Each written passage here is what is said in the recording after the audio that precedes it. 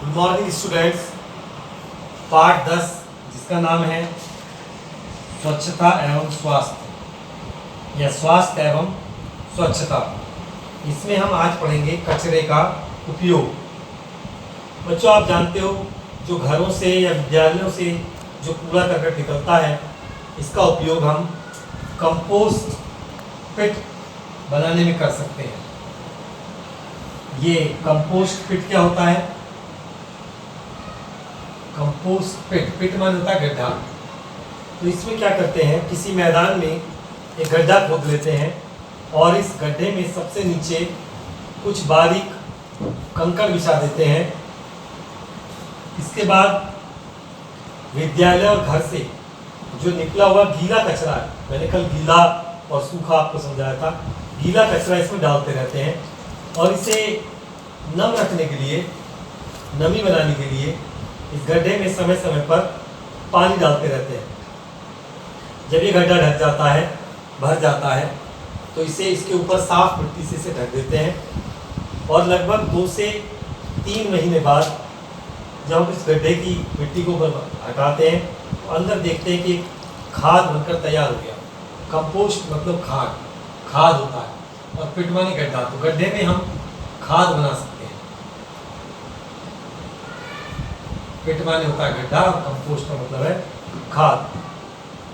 तो इस प्रकार गीले कचरे से खाद तैयार की जा सकती है।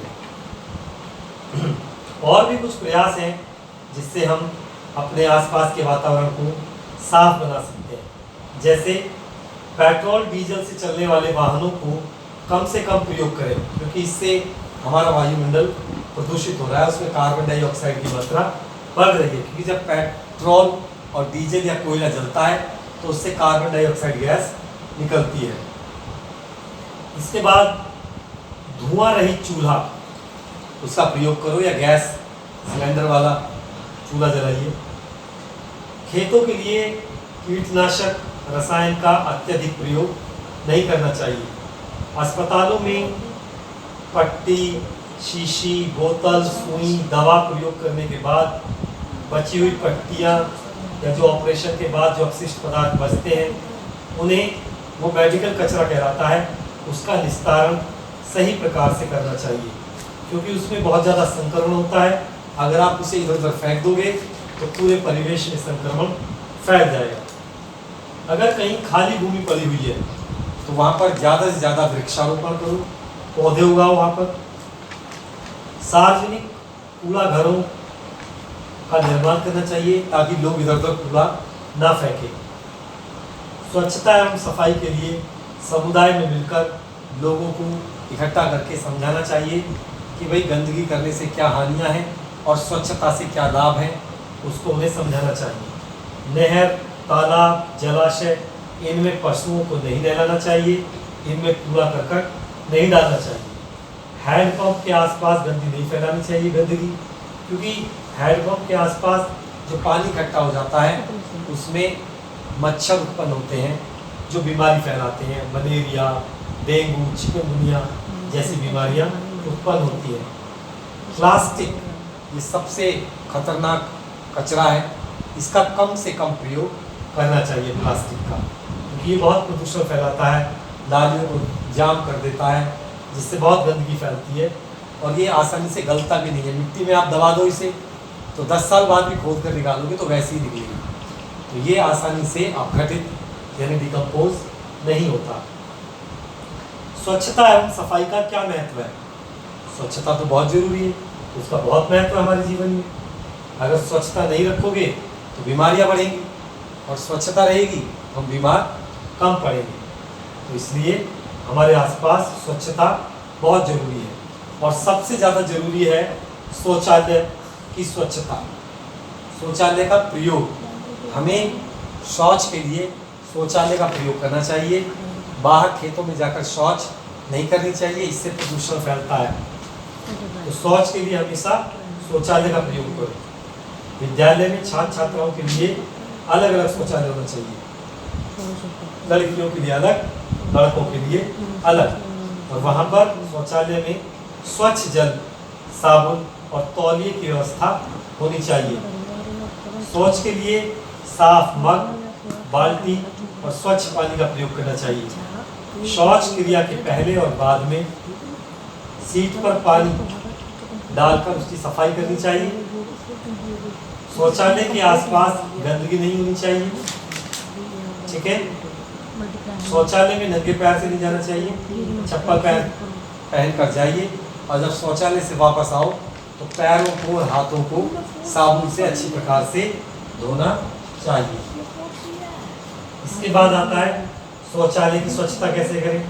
तो शौचालय से जो अपशिष्ट पदार्थ निकलते हैं उनका जो निस्तारण है उसके लिए एक गड्ढे की व्यवस्था होनी चाहिए।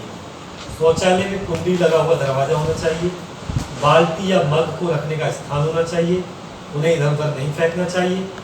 शौचालय की प्रत्येक सप्ताह उत्तम कीटनाशक पदार्थों द्वारा सफाई होनी चाहिए। और जो आपने गड्ढा खोदा है उसकी भी समय समय पर सफाई होनी चाहिए।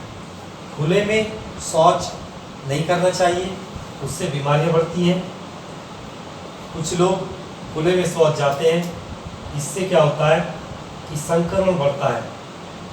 जैसे जल स्रोतों में संक्रमण होता है जिसके कारण इसका पानी पीने योग्य नहीं होता। कुछ लोग गड्ढे में जाके शौच करते हैं, नदियों में बहा देते हैं शौच को, तो इससे जो पानी है वो खराब हो जाता है। और जब उस गंदे पानी को अगर मनुष्य पिएगा तो उससे बहुत सारे रोग होंगे। खास तौर पर बच्चों पर बहुत बुरा प्रभाव पड़ता है। सड़क के किनारे या झाड़ियों में अगर आप शौच करने जाते हैं तो सांप या अन्य कीड़ों के काटने का भी डर रहता है। बरसात के मौसम में अगर आप बाहर शौच करने जाते हैं तो संक्रमण का खतरा और अधिक बढ़ जाता है। खुले मैदान में मलमूत्र करने से क्या होता है कि जल जो है बहकर इधर जल से मल इधर उधर बहकर फैलता है, इससे संक्रमण होता है। तो शौचालय बनने चाहिए। शौचालय बनने के बहुत फायदे हैं, जैसे महिलाओं की सुरक्षा बनी रहती है। शौचालय के प्रयोग से बहुत सारी बीमारियों से बच जाते हैं। जंगली जानवर तथा सांप कीड़े आदि से काटने का खतरा नहीं रहता। बुजुर्गों और बीमार व्यक्तियों के लिए सुविधा रहती है, उन्हें इधर उधर बाहर जाना नहीं पड़ता। तो बच्चों, भारत में सफाई के लिए बहुत सारे जागरूकता अभियान चलाए जा रहे हैं। लोगों को पैसा दिया जा रहा है ताकि वो घर में ही शौच बनाएं, शौचालय बनाएं। शौचालय जब घर में रहेगा तो आसानी रहेगी, गंदगी नहीं होगी और वातावरण स्वच्छ रहेगा और हम सब लोग स्वस्थ रहेंगे। तो बच्चों, आज की क्लास में इतना ही। अगली क्लास के लिए आप अच्छे से पहले से पढ़ें, फिर अगली क्लास आपको पढ़ाएंगे। तब तक नमस्कार, धन्यवाद।